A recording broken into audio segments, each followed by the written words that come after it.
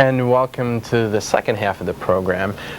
Today we have a very interesting guest, someone who came all the way from Poland to talk to us and to tell us about some of the changes in Poland. First, a few years back there were Coke and Pepsi, and then that was even before the collapse of communism. Communism left Poland, and then McDonald's came. Well, what other American things come after McDonald's and Pepsi and Coke and Levi's?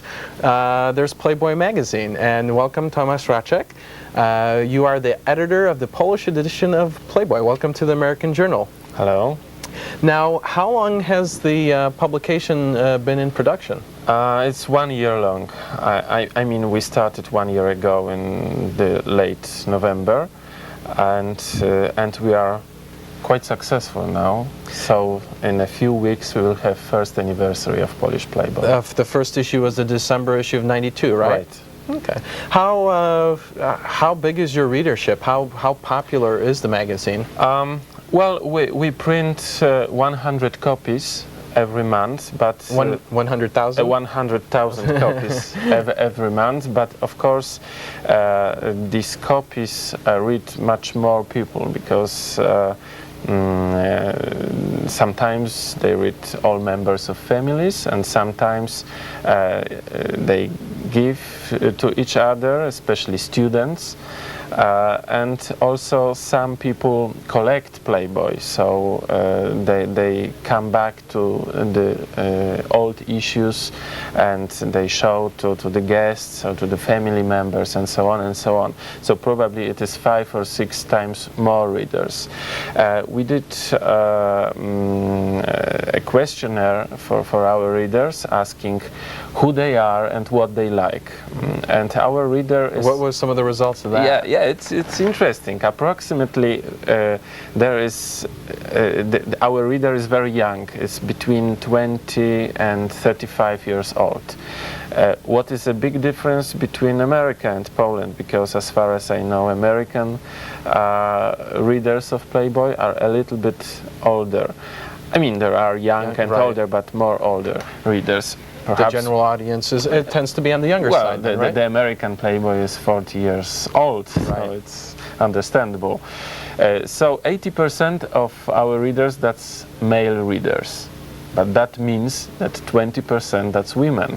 Mm-hmm. What is also very important in such country as Poland. How does it compare to, let's say, the American readership of the magazine? I think it's similar. Mm-hmm. It's similar, but I didn't expect it to be in Poland, because our country, as you know, is Catholic country. Kind of conservative. Conservative, and as far as I know, many women buy Playboy for their husbands.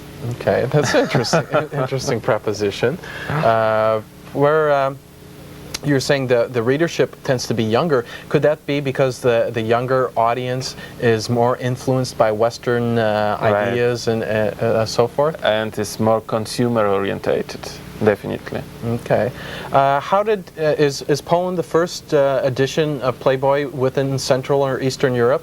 No, the first was Hungarian edition, which is 3 years old now, and then Czechoslovak, which is Czech edition at the moment, because Czechoslovakia divided into 2 countries, and we were the third one.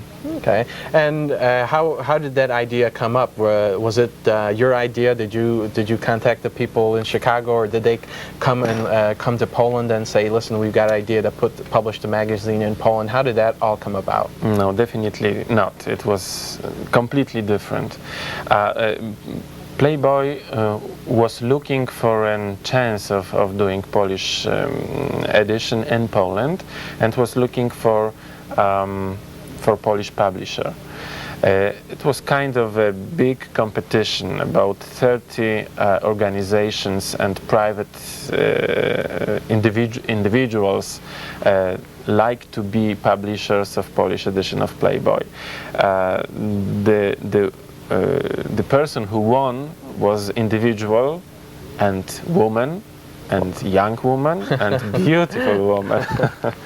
It's Beata Milewska, who is our publisher, and well, he's so charming as Christy Hefner, and so clever as she, I think.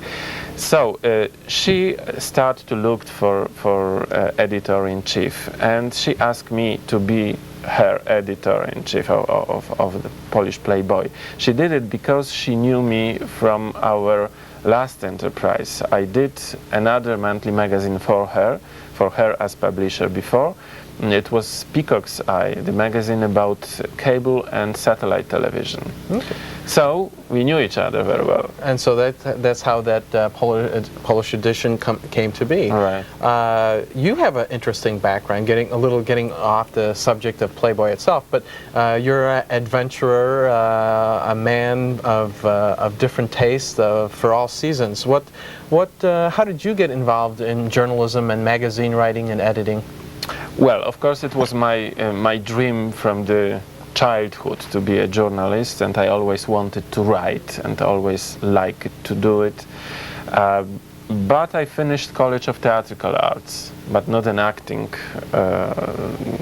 department or more like communications or some along those theatrology, areas. exactly. Mm-hmm. So I became theater critic, and I did work as a theater critic in Polityka Weekly magazine, which is and which has been the most popular weekly magazine in Poland.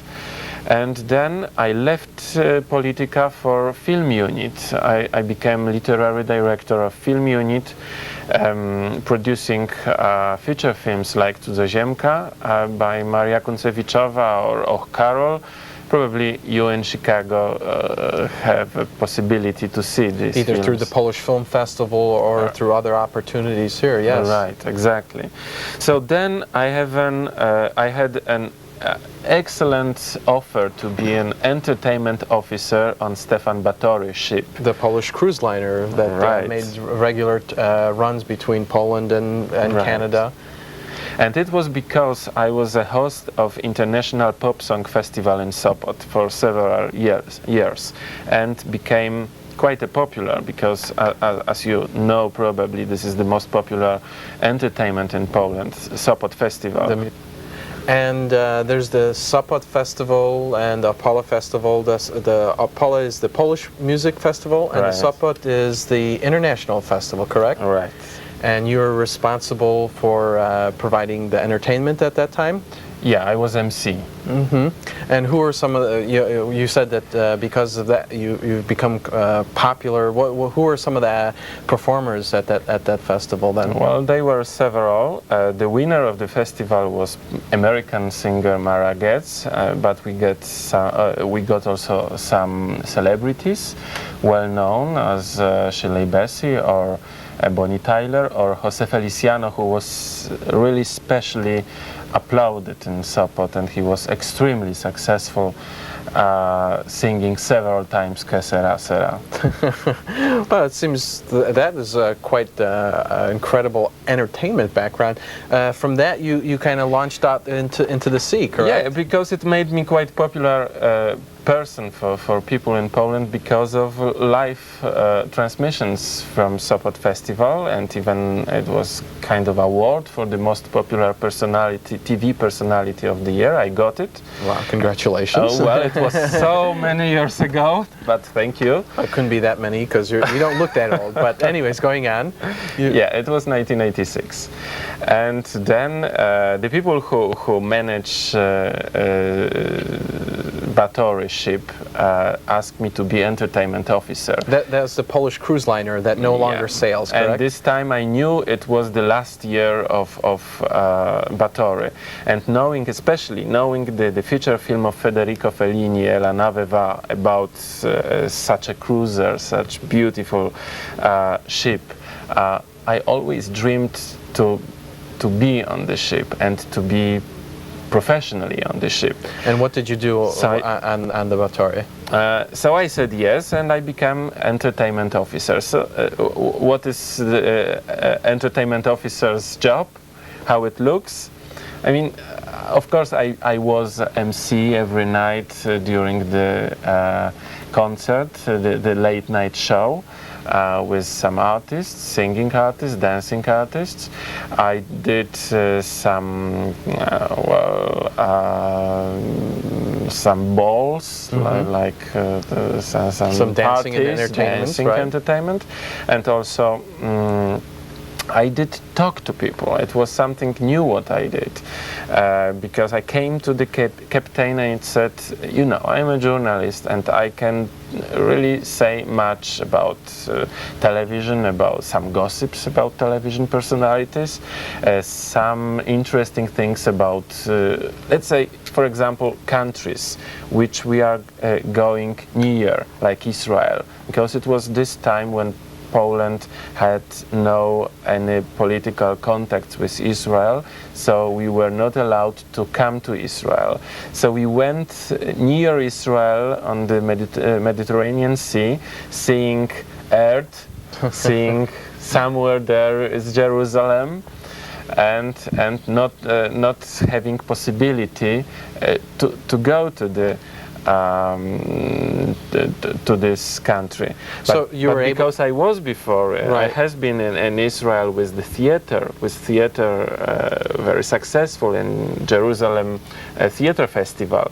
So I said, okay, why not to tell people about Jerusalem, about Tel Aviv, how modern Israel looks, and so on and so on. So you were able to tell a story verbally. You were going to talk to people. Sure. And sitting in the ship, looking at the earth, which is nearby, you can see it, and telling people that you know, somewhere there is Haifa. Haifa looks like that and that, and most of people on the street in Haifa or Tel Aviv speak Polish. You should imagine this is half Polish state. I mean Jewish Polish, but this is state so easy to communicate in Polish. People love it because it makes them so much closer to the reality. And of course, being on the cruiser, perhaps you know it because you visited Batory, as yes, I know. as a young person. So there is much free time. You're on the sea, and go right? On the sea day by day, and you have just time to relax, to read books, and to talk, and to listen to somebody who can talk to you. So people love it. So telling stories about Israel, being in Israel myself, I could relate to what you were saying, how many Polish people are there. So you must have enjoyed that, being able, instead of writing and having people read what you've written, you were able to communicate your thoughts and ideas. Did you find that very thrilling, exciting? Oh yes, very much indeed. And also, after I came back from the cruiser, from all these cruises, I started to having my own talk show on TV.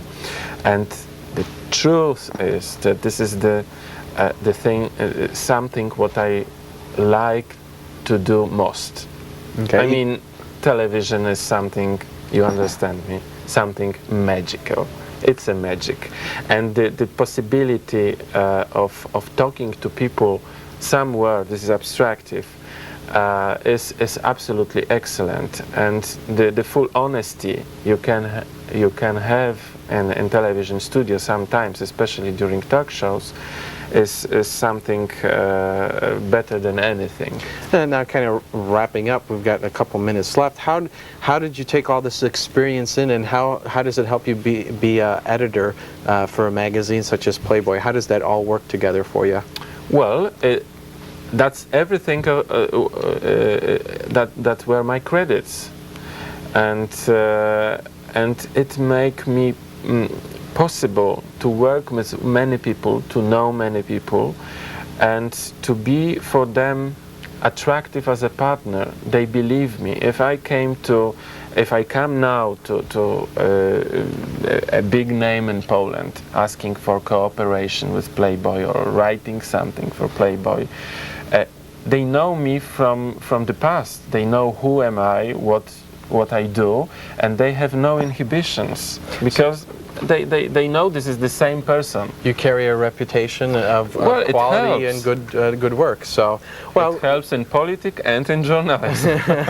and we know that being in one of the more politically active countries in Right. America, and especially in Chicago, known for its Exactly. politics.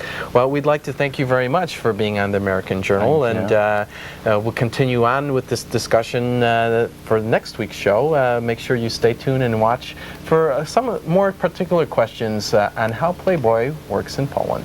Thank you, and we'll see you next week on the American Journal.